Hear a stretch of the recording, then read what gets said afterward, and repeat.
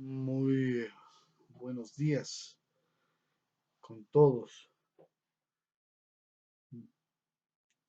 Vamos a empezar con esta primera conferencia ya del ámbito del derecho laboral colectivo para los estudiantes que siguen este curso en cuarto semestre de la carrera en este año 2020. Vamos a empezar entonces con el tratamiento primero de una especie de síntesis recordatoria de lo que ustedes pudieron ver seguramente con mis estudiantes. Tengo la certeza de que así fue. Digo, pero debieron haber estudiado con sus profesores del semestre anterior los principios del derecho laboral. Y ahora apenas voy a trabajar he dicho, síntesis recordatoria, con el propósito fundamentalmente de que cada uno de los compañeros puedan refrescar un poco los conceptos jurídicos más cercanos a cada uno de los principios y desde esa perspectiva estén nuevamente en posibilidad de tenerlos presentes en el curso de este semestre. Hemos de empezar entonces señalando en primer lugar que todos deben recordar el principio tutelar o tuitivo, este que es característico del derecho social y que obviamente informa también al derecho laboral y que alude justamente, a diferencia del derecho público y del derecho privado, a esta consideración de los sujetos jurídicos como desiguales y por lo mismo planteando la necesidad de proteger a uno de ellos, al más débil, en el objetivo justamente de generar por vía de las garantías o los privilegios jurídicos que se crean, una relación equitativa, una relación más justa que impida además el que una de las partes, es decir, la que tiene mayor poder, la que está en mejores condiciones del ejercicio de las facultades o derechos subjetivos, pueda imponerse o pueda imponer condiciones gravosas a la parte más débil. El principio tutelar entonces alude justamente a esta necesidad de esta actuación por parte inclusive del orden jurídico y de la autoridad y de los funcionarios inclusive públicos de prestar debida atención, oportuna protección a los derechos de los trabajadores. Habíamos probablemente señalado en clases en tercer semestre que eso se expresaba de manera mucho más notable en el artículo 5 del Código del Trabajo. Vamos ahora entonces a referirnos al principio in dubio pro labore o pro operario, que como ustedes conocen corresponde a ese principio que obliga a todos los sujetos jurídicos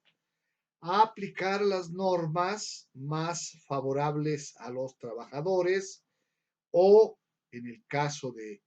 la duda respecto del alcance, de la determinación de lo que implica o dispone una determinada norma jurídica, el sentido más favorable. Habíamos dicho en clase que en estos casos, de una parte, la interpretación que debe hacerse de la norma jurídica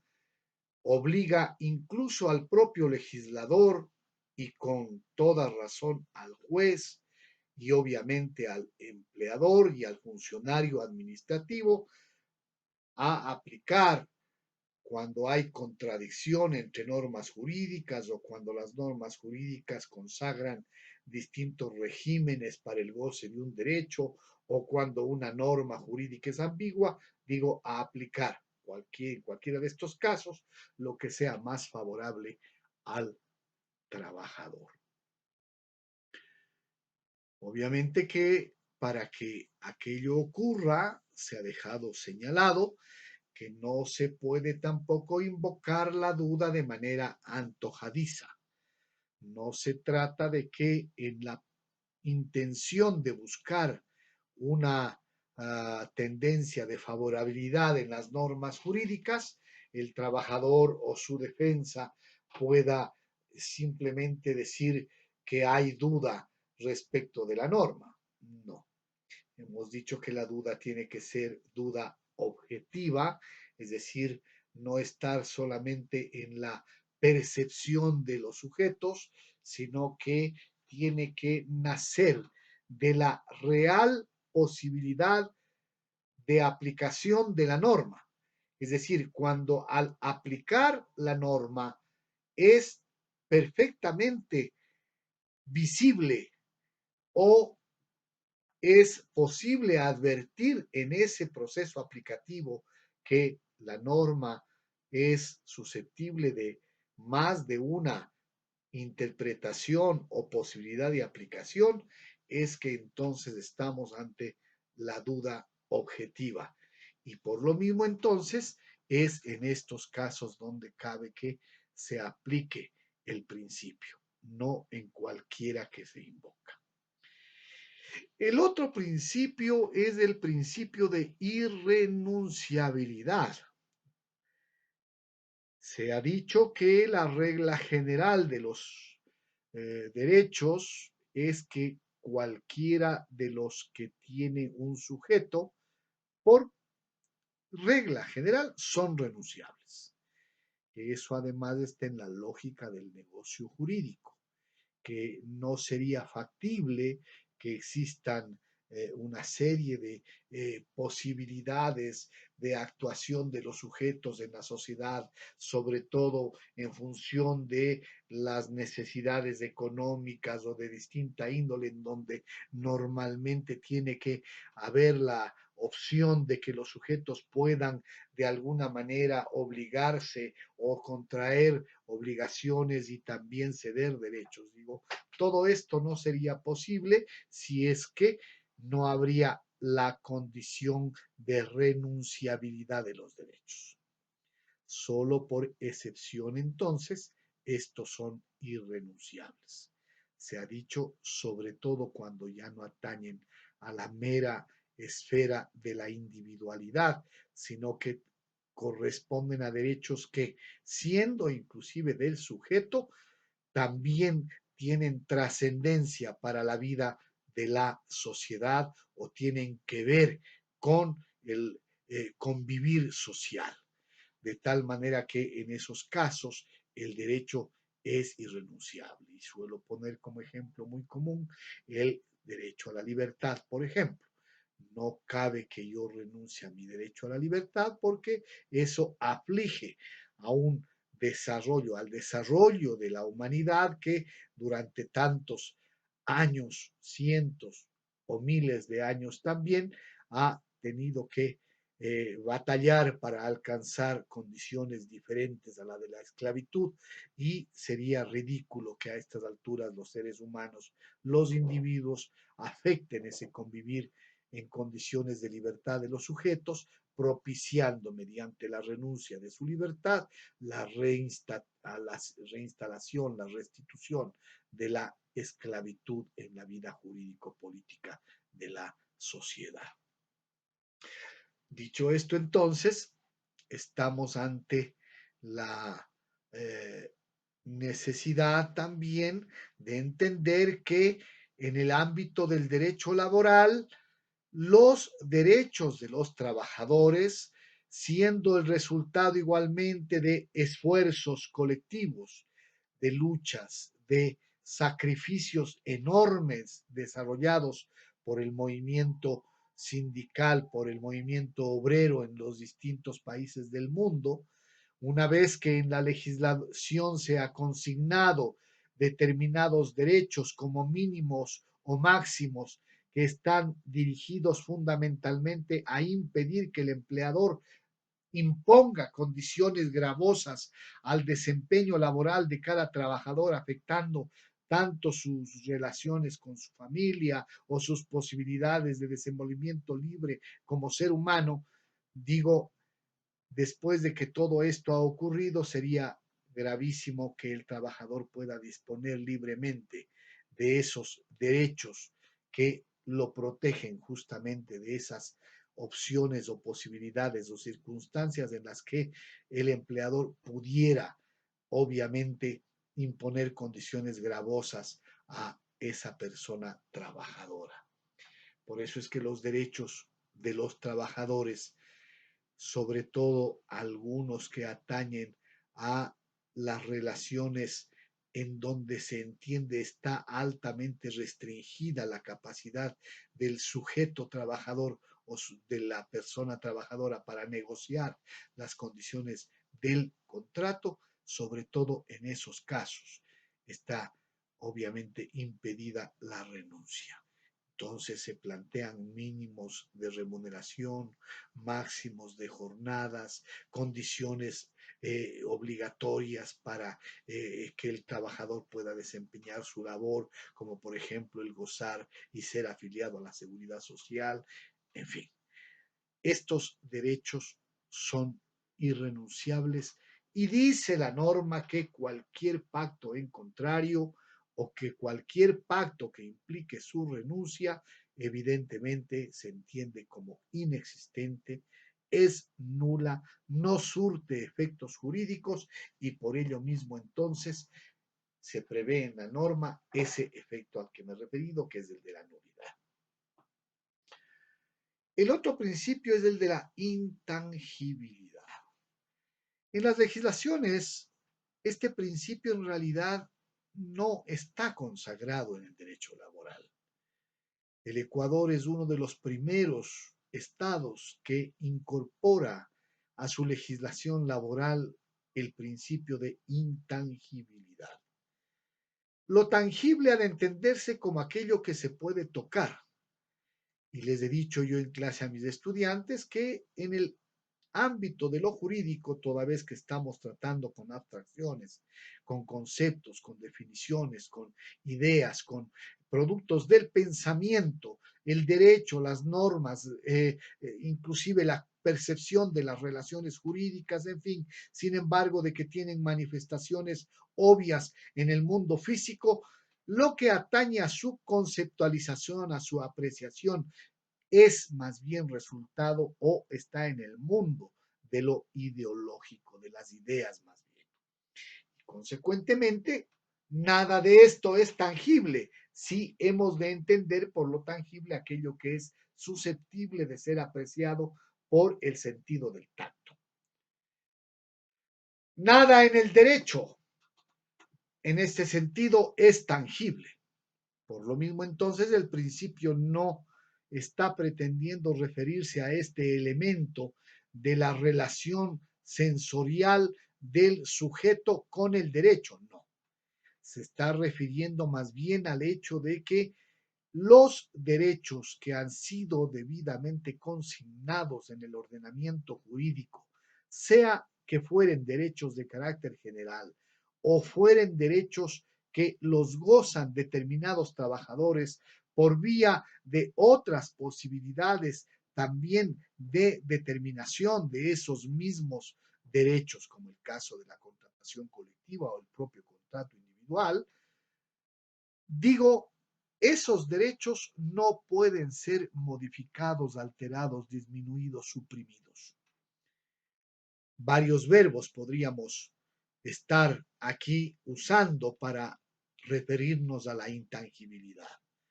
Y hemos dicho que este principio está relacionado justamente con el principio de progresividad que existe en el ámbito de los derechos humanos. porque lo que este principio pretende es que en materia laboral, si es que ya se alcanzó determinados derechos, no se vuelva hacia atrás y que por el contrario, siempre la tendencia de las relaciones laborales y de los derechos consignados en favor de las personas trabajadoras vaya hacia adelante. Es decir, siempre procurando mejorar. En materia de derechos humanos es inconcebible que los derechos humanos puedan sufrir merma, puedan sufrir mutilación, puedan sufrir mengua en perjuicio justamente de la dignidad humana. En el caso del trabajador o de la persona trabajadora, se entiende también que el principio de intangibilidad tiene esta misma naturaleza progresiva que está plasmada en la doctrina y en los principios de los derechos humanos. Cuando hablamos entonces de esta intangibilidad que debe ser admitida como una tendencia progresiva al mejoramiento de ese régimen jurídico que ya está constituido, lo que se ha de entender es que todos los derechos adquiridos no pueden ser de ninguna manera revertidos por ninguna de las vías que sea posible afectar los derechos. Y por lo mismo, puesto que normalmente quien puede afectar de manera reversible, regresiva, esos derechos es normalmente la autoridad pública, sobre todo a partir de su facultad legislativa, al Estado entonces es a quien limita sobre todo sus capacidades de ordenación el principio de intangibilidad. Dicho de otro modo, este principio afecta la capacidad de la potestad pública y sobre todo de la potestad normativa del Estado para disminuir o mermar o de alguna manera afectar los derechos de los trabajadores. Sin perjuicio de ello, obviamente se habrán casos en los que el empleador igualmente pudiere actuar en desmedro de esos derechos y el principio de intangibilidad igualmente protege a los mismos de esa también atribución patronal. A continuación tenemos el principio de continuidad. Este es un principio muy interesante porque se parte de la concepción de que el empleador, por ejemplo, cuando funda una empresa, no lo hace con el propósito temporal, transitorio o impreciso de fundar una actividad para simplemente aventurar las posibilidades de una sustentación de su vida o de sus ingresos. No, el emprendimiento con mayor razón ahora se lo entiende como una propuesta de creación justamente de algo que sea suficientemente consistente, estable, permanente, porque de allí, sobre todo, ha de entenderse, va a subsistir también la familia del empresario o el propio empresario. Nadie, por lo mismo, funda una empresa para un momento o para apenas un experimento o en forma transitoria. La transitoriedad más bien atañe al ámbito de las incertidumbres que pudieran ocurrir, pero que no están en el querer ni en el interés del fundador de la empresa. La posibilidad de que un negocio pueda ser temporal no es parte de los propósitos, de los fines, de los objetivos ni de las metas de un empresario. El propósito empresarial normalmente está orientado por lo que hemos dicho. la permanencia, la continuidad y obviamente la posibilidad de que de eso pueda garantizarse la subsistencia del empresario y también de su familia. Y lo mismo ocurre con el trabajador o la persona trabajadora. A diferencia de lo que pudiera suceder con ciertas excepciones, la generalidad de trabajadores, la generalidad de personas que saben que necesitan vivir y vivir probablemente no teniendo medios propios para fundar un emprendimiento, saben que la opción que tienen es justamente alcanzar un empleo, una fuente de trabajo que no siendo propia va a ser la que le permita el también proveer de los medios de subsistencia a esa persona trabajadora y, de ser posible, a su familia. Quien busca trabajo sabe que debiera normalmente aspirar a quedarse en esa fuente de trabajo. Con mayor razón en las circunstancias que son conocidas por todos. Esto es el escenario público y notorio del desempleo. Sería extraordinario el caso del ciudadano o de la persona que desconoce la dinámica real del mercado laboral y no esté enterado de la demanda que sobrepasa a la oferta en el mercado laboral. A esto lo conocemos obviamente como desempleo. En el Ecuador las condiciones de desempleo son bastante también graves y estamos bordeando obviamente cerca del 55% del desempleo entre relativo y absoluto. Y en tal virtud, quien logra tener un trabajo, procura que evidentemente ese sea su escenario de desenvolvimiento lo más largo que se pueda. El principio de continuidad entonces junta o muestra el interés coincidente del empleador y del trabajador o de la persona trabajadora y en esa virtud muestra que a los dos les interesa la estabilidad de la relación jurídica. Y en consecuencia, este principio justamente funda el derecho a la estabilidad, sobre todo que tiene el trabajador. Por lo mismo, cuando esa estabilidad está afectada, se tiene la presunción de que no fue el trabajador quien estuvo interesado en romper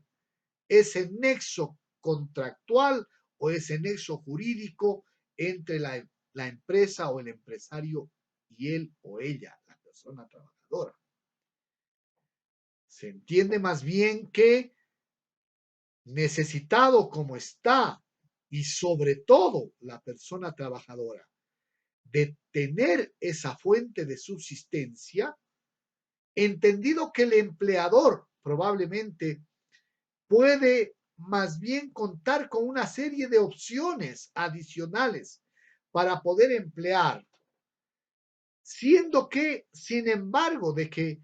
pudiera afectarse, que digo, la calidad del trabajador o el conocimiento de los procesos que se tienen dentro de la empresa por el hecho de que se termina una relación con uno o varios de los trabajadores o trabajadoras. Y siendo que esto sería una aflicción que pudiera también motivar la preocupación del empleador, él tiene de todas maneras la opción de contar con personas que pudieran ofertarle la fuerza de trabajo o el trabajar, tal vez en iguales y hasta a veces en mejores condiciones que quien se va de la empresa. Por eso mismo entonces es perfectamente apreciable que a pesar de que teniendo los dos interés en la continuidad, cuando la relación jurídica se rompe, es probable que más bien sea por interés del empleador y no por interés del trabajador, porque los escenarios son diferentes en cuanto a lo que tiene que enfrentar cada uno de ellos para resolver lo que viene después de la terminación de la relación jurídica. Eso mismo entonces muestra que el principio de continuidad, al establecer la necesidad de la estabilidad en la relación jurídica, también plantea que al término de esa relación ha de presumirse que es el empleador quien tuvo probablemente la posibilidad de actuar de manera unilateral o excediendo en sus posibilidades, rompiendo esa relación jurídica. Y por lo mismo entonces, en algunas legislaciones se privilegia el derecho del trabajador a que sea el empleador justamente quien demuestre que no tuvo nada que ver o no fue el responsable del quebrantamiento de la relación jurídica. El trabajador, por lo tanto, en los procesos judiciales, en buena parte de ellos o en buena parte de lo que se ventila en ellos, evidentemente está liberado de la carga de la prueba. Sin embargo, en nuestro país, en el caso del despido intempestivo, esto no es así y ha sido bastante duro el poder hacer entender a nuestros legisladores que en materia procesal laboral la carga de la prueba debiera estar a cargo del empleador y también lo mismo con nuestros jueces, que ellos asuman esta necesidad lógica del proceso realmente es algo que es un desafío todavía. El principio de primacía de la realidad está orientado a proteger al trabajador sobre todo de lo que se conoce como simulación contractual. En el propósito de eludir las responsabilidades, las obligaciones del empleador o de la empresa con las personas trabajadoras, nada raro es que se simulen los contratos. ¿A qué nos referimos? A hacer creer que en lugar de un contrato de trabajo hay un contrato de carácter civil. A hacer creer que en lugar de un contrato laboral hay la prestación de, que digo, de servicios profesionales. A hacer creer que en lugar de un contrato de trabajo, lo que hay es un contrato comercial de provisión de algo. En el Ecuador, varios son los ejemplos que a lo largo de la historia procesal ecuatoriana se han ventilado en torno a este tipo de simulaciones. Tanto que, obviamente, en la legislación actual se ha consignado justamente normas para sancionar incluso la simulación contractual. Ya en el mandato 8 de la constituyente se habló algo de esto. Y en la legislación laboral actual se consigna justamente la posibilidad de sancionar la simulación contractual. Dicho esto, entonces, el principio de primacía de la realidad lo que menciona o a donde está orientado es a precautelar el derecho del trabajador para que estas simulaciones no lo dejen por fuera del orden jurídico laboral y de las ventajas tutelares que ese orden jurídico o esa rama del derecho contiene. Se entiende entonces que el principio de primacía de la realidad lo que hace es privilegiar y obligar a la autoridad pública, obligar a las judicaturas. Y esto debieran escuchar bien, tanto los inspectores del trabajo cuanto los jueces laborales, porque la norma no es una norma o un principio, perdón, que está librado a la mera discrecionalidad de los sujetos que laboran en estos ámbitos del poder público. No, el principio tiene carácter vinculante para todos estos funcionarios. Máxime, si recuerdan ustedes, hemos mencionado que hay el artículo 5 del Código del Trabajo que señala con toda nitidez que los funcionarios judiciales y administrativos deben actuar en protección de los derechos de la persona trabajadora. Y dicho esto, entonces, los jueces y funcionarios laborales y cualquier otro funcionario del Estado están obligados a no simple y llanamente limitarse a mirar o a constatar los elementos de la relación jurídica sobre la base de lo que consta en los documentos, en los instrumentos jurídicos. Se requiere que se verifique lo que obra de la realidad, lo que ocurre en los sucesos cotidianos de la relación jurídica, sobre todo de última data, porque efectivamente la persona trabajadora podrá demostrar qué mismo ocurrió en la realidad, sobre todo aludiendo a lo que ha ocurrido en los últimos días. Y en función de eso, poder determinar cuál es la realidad de esa relación entre el empleador y su trabajador. Y este principio de primacía de la realidad también entonces debiera obligar a los jueces, sobre todo, a constatar las posibilidades de sustento de la realidad de aquello que dice el empleador respecto de la inexistencia del despido o de lo que dice el trabajador respecto de la existencia de este hecho ilegal. El principio de primacía de la realidad también debiera servir para precisamente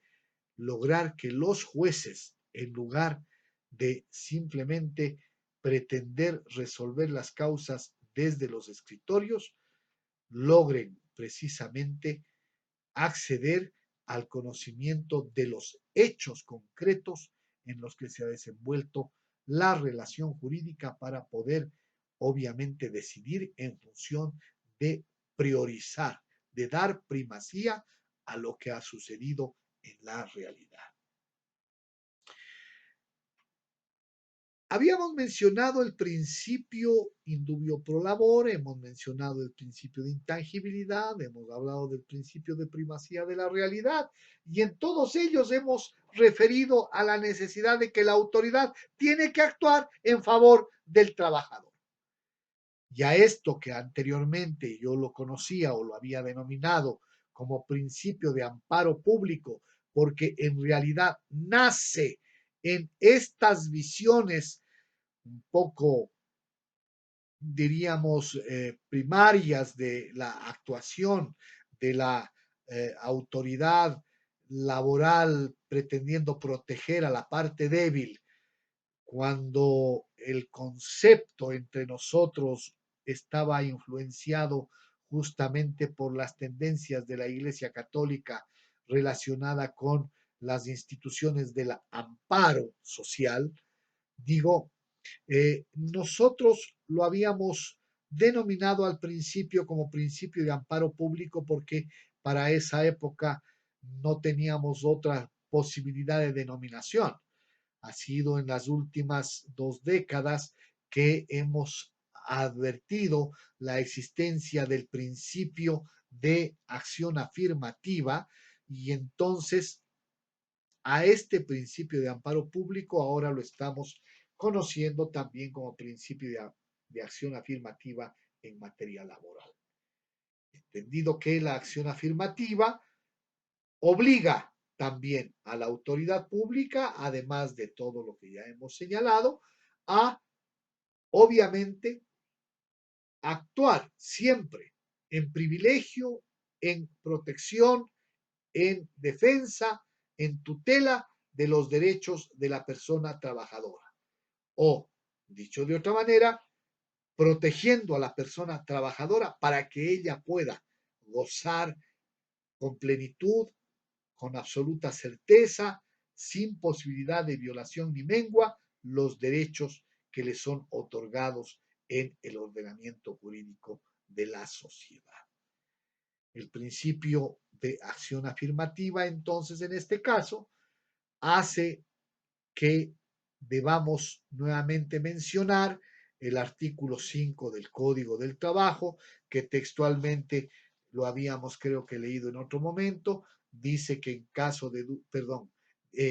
los funcionarios judiciales y administrativos están obligados a prestar a los trabajadores oportuna y debida protección para la garantía y eficacia de sus derechos. En el derecho constitucional están las acciones afirmativas que se plantean para determinados sectores de la sociedad, y aquí entonces en el derecho laboral estamos encontrando que probablemente la fuente de todas estas tendencias del nuevo constitucionalismo justamente provienen de estas posturas que adoptó también el derecho social y el derecho laboral en beneficio de la parte más débil de la relación jurídica y a quien hay que garantizarle o dotarle de protección o escudos tutelares a efectos de que no sean objeto de aflicciones. Otro principio que vamos a estudiar más adelante es el principio de la libertad sindical, que lo dejo apenas planteado, porque lo vamos a trabajar justamente al estudiar el derecho de asociación. Pudieran ustedes en el libro de Américo Pla Rodríguez o en los libros de consulta que les hemos proveído encontrar algunos otros principios. He citado los más importantes, les he querido recordar los más relevantes, y lo que les pido, por favor, es que obviamente no olviden que para estas conferencias que estamos ya desarrollando y las que se vienen, los estudiantes tienen que indudablemente tener sus normas jurídicas a la mano, hacer seguimiento del contenido normativo de estas conferencias y adicionalmente también ampliar la posibilidad de la comprensión o del estudio de estas temáticas en los libros que les hemos recomendado para que sean consultados. Por ahora me voy a despedir y les espero en la siguiente conferencia. La siguiente conferencia versará ya sobre justamente los temas del derecho colectivo del trabajo de manera más precisa y empezamos sobre todo con el ámbito del derecho asociativo, y para lo cual primero haremos una pequeña introducción, una conferencia introductoria relacionada con el movimiento obrero o el movimiento sindical en el mundo y en nuestro país. Les agradezco por su atención. Nos vemos hasta la próxima. Desde el hondo crisol de la paz